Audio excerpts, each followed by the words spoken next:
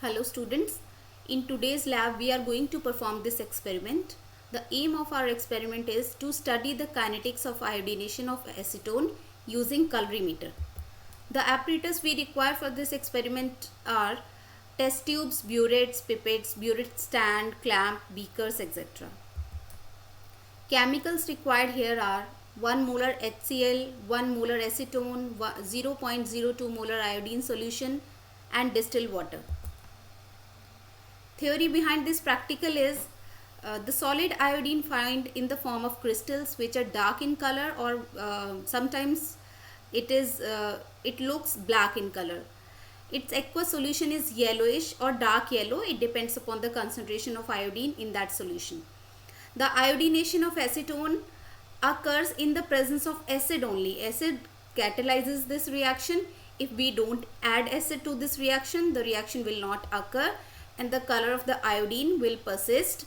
As soon as we add acid to this mixture, the reaction starts and the color of the iodine solution start fading away. So the chemical reaction equation is mentioned here. H positive ions are present and iodine acetone is giving out this compound.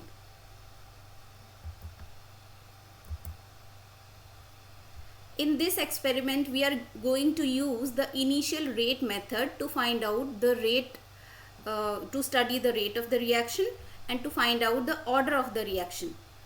So the rate equation is the change in concentration of iodine divided by the change in time for which we are going to study this reaction is equal to rate constant, concentration of iodine raised to power x, concentration of acetone raised to power y and concentration of acid raised to power z.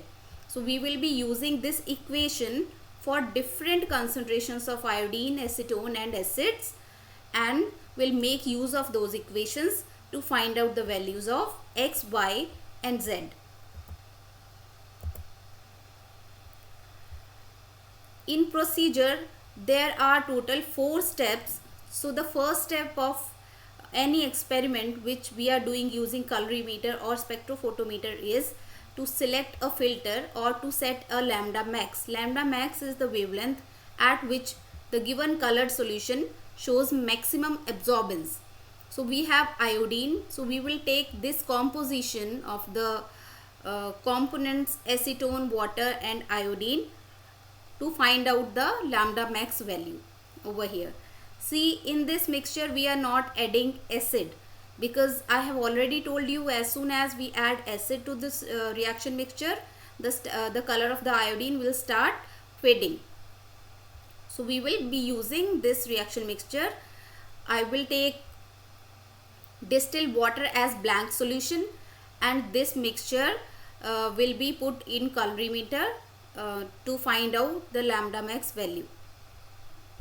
After finding out the corresponding absorbances for all the wavelengths, we will plot wavelength versus absorbance curve and find out where the peak is coming out to be with the help of this graph. Step 2 of this experiment is to verify Lambert's-Beer law for I2 using following mixture. In the mixture we will take 10 ml acetone, 20 ml of water plus iodine solution. So the amount of iodine solution will vary according to this table so as the color of the solution will be different in each case. So here this is the volume of iodine we are adding. We have to calculate the total volume which is being formed after adding 10 ml of acetone, 20 ml of water and this different volumes of iodine. So we will find out V2 over here.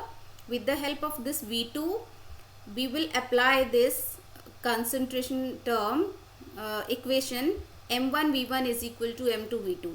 This equation is valid here because we are doing only dilution. In other cases we use normality equation.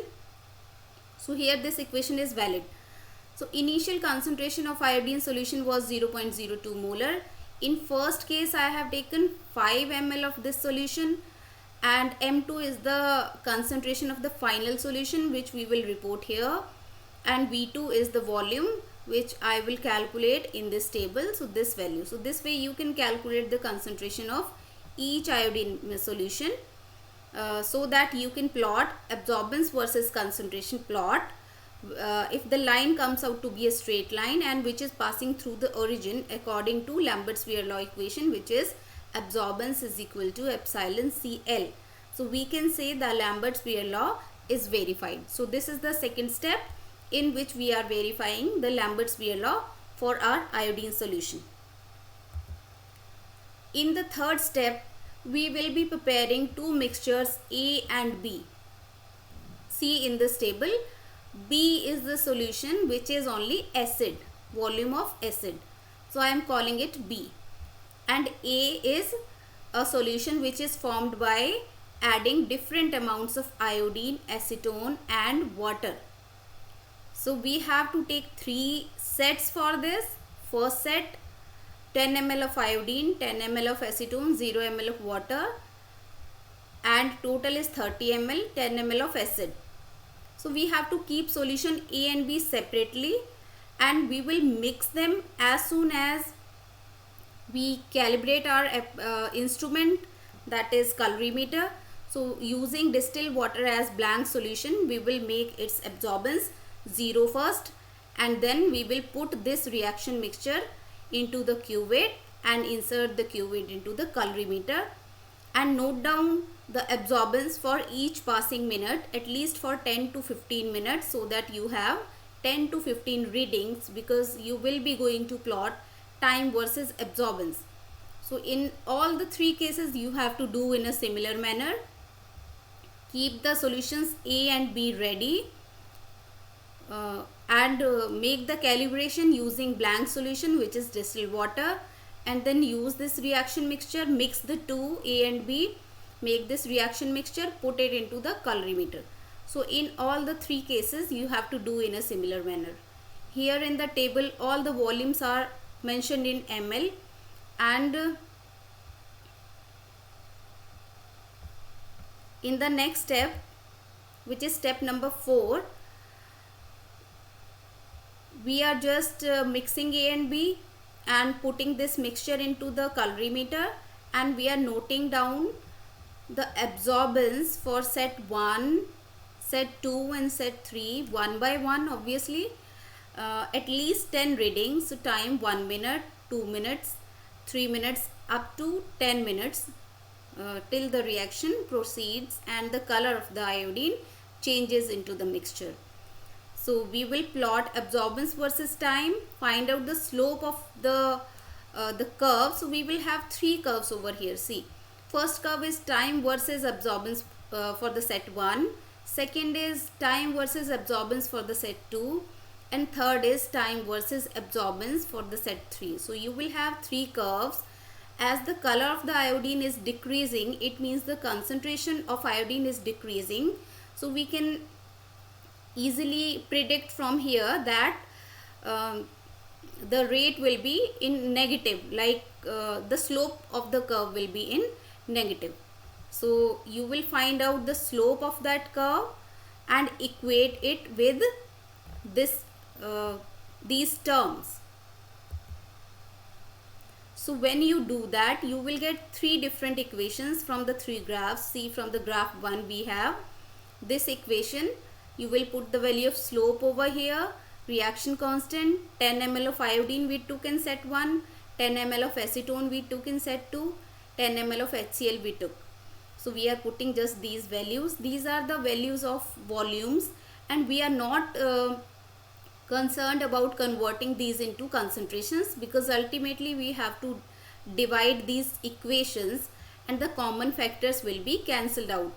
So we will form these three equations. Similarly, equation number 2 from the graph 2 and equation number 3 from the graph 3, and we will divide equation 1 with 2, 2 with 3 and 3 with 1 to find out the values of X, Y and Z, which are the individual orders of the reaction with respect to iodine, acetone and acid respectively.